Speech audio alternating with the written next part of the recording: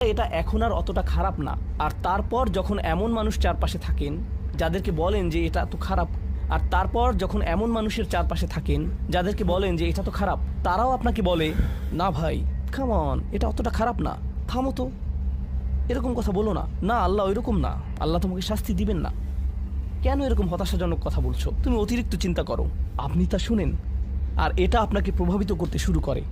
কিন্তু যখন কাজটা করে ফেলেছেন, যেটাই করেছেন, হতে পারে এটা অ্যালকোহল অথবা অন্য কোনো মাদক, এটা কারোর সাথে সম্পর্ক হতে পারে, সেটা যাই হোক, যখন নিজেকে বলেন যে এটাই শেষবার, কিন্তু এটাই শেষ তো না। কারণ যখনই কাজটা ঘটে যায় আর কয়েকদিনের মধ্যে অনুশোচনাও কেটে যায়, তখন মোবাইলে আরেকটা মেসেজ চলে আসে, তারপর আরেকটা দাওয়াত আসে, তারপর আপনি বলেন না এটাই শেষবার, আবারও সেই চক্রে আটকে যান আর আবারও সেটা করেন আর তা করতেই থাকেন। শয়তান ঠিক এটাই চেয়েছিল।